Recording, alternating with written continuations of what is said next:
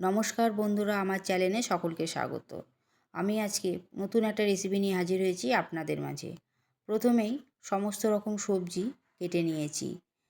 Beans, গাজর, tomato, ধনেপাতা, কাঁচা লঙ্কা। এরপরে গ্যাস অন করে একটা কড়াই বসিয়ে দিয়েছি। কড়াইতে হাফ কাপ মতো মুগের ডাল হালকা আঁচে ভেজে নিতে হবে। লাল লাল করে ভেজে নেওয়ার পর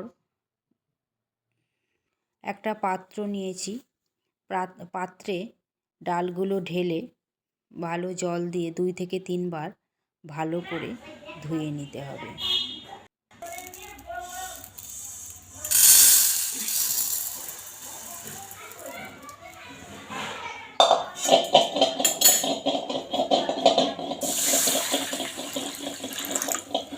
এবারে প্রেসার কুকারের মধ্যে সমস্ত সবজি, কাঁচা লঙ্কা আর ধুয়ে রাখা মুগের ডাল দিয়ে প্রেসার কুকারের মুখ বন্ধ করে গ্যাস অন করে প্রেসার কুকার বসিয়ে দিয়েছি। 2 থেকে 3টে সিটি মেরে নিতে হবে, তাহলেই ডাল ভালোভাবে সিদ্ধ হয়ে যাবে।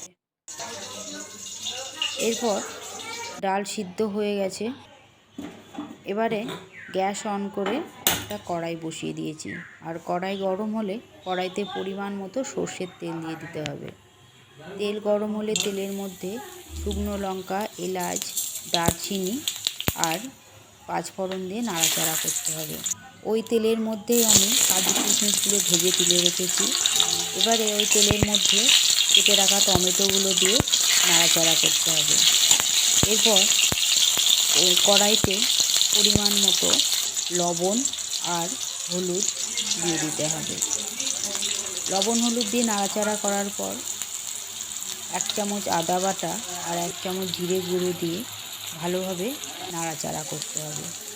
নাড়াচাড়া করা হয়ে গেলে এবারে সিদ্ধ করে রাখা ডাল আমি কড়াইতে দিয়ে দিয়েছি। ডাল ফুটে উঠলে আমি ভেজে রাখা কাজু কিশমিশ ডালের মধ্যে দিয়ে দিয়েছি। এরপরে কেটে রাখা ধনেপাতা ছিটিয়ে দিয়েছি। ডাল আর একটু ফুটে উঠলে 1 চামচ চিনি অ্যাড করে দিয়েছি। এবারে ভালো করে ডাল ফুটিয়ে নেওয়ার পর দেখুন কি সুন্দর হয়েছে ডালটা দেখতে। আপনারা আপনাদের পরিমাণ মতো ঝোল রাখবেন। ভালো লাগলে অবশ্যই চ্যানেলটিকে সাবস্ক্রাইব করে দেবেন। ধন্যবাদ।